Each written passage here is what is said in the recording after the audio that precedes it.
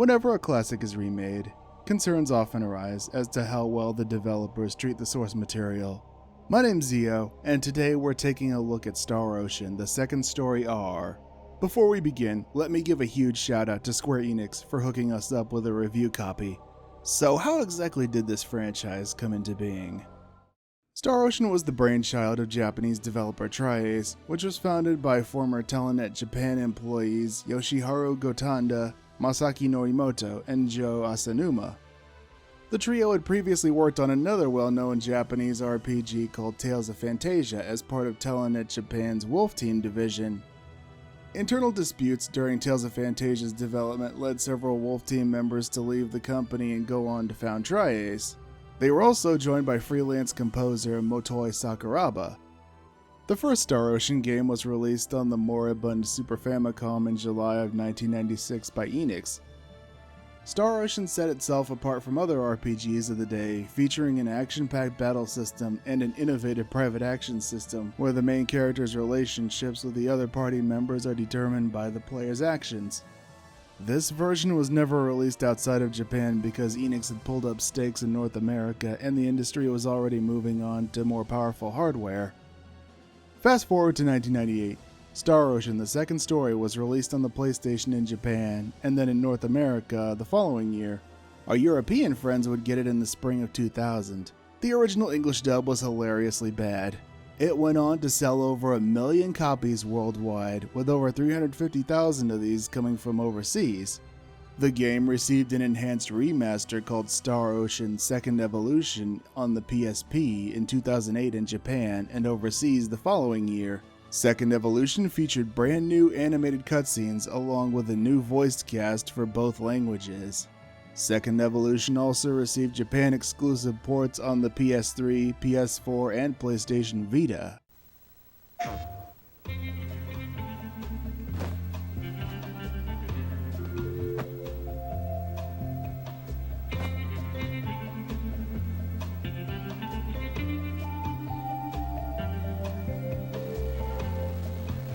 There are countless ways to get through this game, and over 80 endings.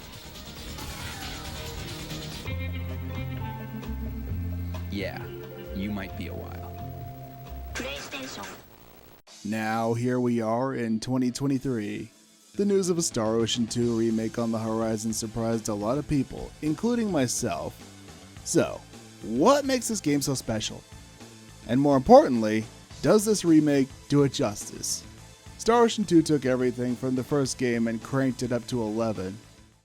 When you start the game, you're given a choice of two main characters, Claude Kenny or Rena Lanford.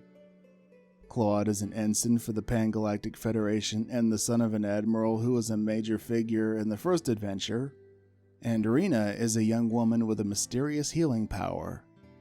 The story plays out more or less the same no matter who you pick, but certain sections of the game will be experienced through that character's vantage point. Moreover, both main characters have party members that are exclusive to their specific route. Each character learns different skills by spending skill points that are accrued by winning battles, leveling up, and completing special missions. Not only do these skills affect their stats, but they also let them make items through skills like cooking or crafting. This feature has always been a hallmark of the Star Ocean franchise. The remake also introduces fishing, which even has its own side quest. Getting around is also much more convenient. The remake introduces fast travel, which lets you zip to any save point you've previously visited, even in dungeons. On top of that, there are no more pesky random encounters like there were in the original. Enemies appear on the map as little clouds with red eyes and are color-coded based on your level. Green will be weaker than you, purple will be about even, and red will be stronger. This version adds a new skill called Bodyguard that has a chance to instantly kill green enemies on the field, letting you reap the rewards from the battle without even entering the fight. Battles play out much like they did in the original, but with a few added features. Each enemy will have 5 shield icons above their heads. These shields deplete as you deal damage to that target. Once these shields are gone, that enemy will enter a broken state, leaving them vulnerable to critical hits for a few seconds. Some skills and spells excel at making this happen quicker. There's also the perfect dodge system that removes one full shield from your enemy's break meter should you correctly evade their attack. This gives battles more depth than just simple button mashing. However, mastering item creation lets you become incredibly strong early on. If you want more of a challenge though, you can skip it altogether. If I had to point out one major weakness here, it would be the story. You would think that with a title like Star Ocean, there would be a heavy emphasis on space exploration, but that isn't the case here. A large portion of the game is spent on the planet Expel, where our two main characters meet. The duo sets out to investigate a meteorite called the Sorcery Globe that crash-landed on Expel that's been causing various natural disasters worldwide. Their main objective is the impact zone on the continent of L. The story takes a major swerve at around the midway point when you actually get there, and then the entire plot of the game is more or less dumped into your lap. This is actually pretty common with the series.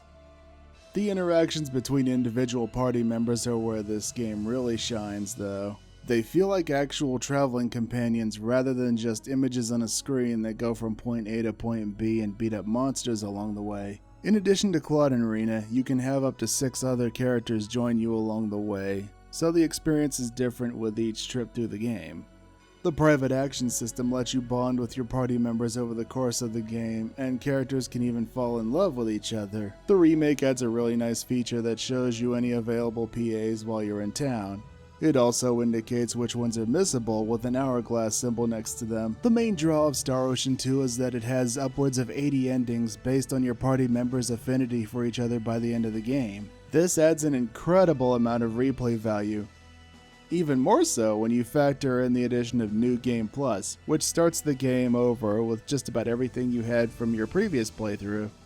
The visuals here are in stunning 2.5D with those classic pixel sprites traveling through beautifully rendered locales.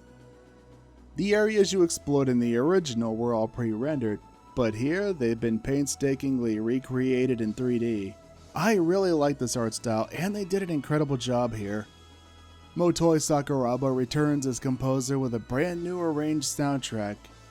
It shows that Mr. Sakuraba isn't afraid to experiment, even with longtime fan favorites that can be heard in other Tri-Ace titles. While the remixes here are solid, there were a few cases where I still preferred the originals. Thankfully, there's an option to play the original compositions from back in the day. One minor nitpick here is I wish there was an option to do this with the UI sounds. Don't get me wrong, the ones they used here are fine, but the originals have been in so many Tri-Ace games throughout the years. UI sound is an overlooked element that's just as important as the game's music, especially if it's from an established franchise. From the moment you start the game until the moment the end credits roll, it's clear that a tremendous amount of love and care went into this project. The team at Gem Drops did a fantastic job here. They took the utmost care in preserving the feel of the original while adding some new elements that don't detract from the overall experience. Now this is how you remake a classic title. There are lots of games that would greatly benefit from this treatment, especially ones that never made it outside Japan back in the day. Speaking of which, I'll bet you didn't know there was a direct sequel to Star Ocean 2 called Star Ocean Blue Sphere. The story takes place 2 years after the events of Star Ocean 2 on another planet called Edifice. This came out on the Game Boy Color in 2001, but unfortunately never received an official localization. If Second Story R does well enough, it might convince Square-Enix to give the green light to give Blue Sphere the same treatment. They've been on a huge remaking and remastering kick over the past several years, and quite a few of these titles never left Japan. So if you haven't played the original, or even if you have, I would highly recommend this. There's just so much to do here with an incredible amount of replay value. So if you're a fan of JRPGs, you owe it to yourself to pick this one up on either Switch, PlayStation, or Steam. Once again, let me give a huge shout out to the illustrious folks at Square-Enix for the hookup, and an even bigger shout out to all of you. Without you, none of this is possible. Opportunities like this do not happen. We just celebrated our 4th anniversary on Twitch and YouTube the other day, so this has been a really nice cherry on top. Thank you all so much from the bottom of my heart. So let me know how you've been enjoying Star Ocean's Second Story R, and I hope you have a blessed day. And remember, to thine own self be true. Until next time, farewell.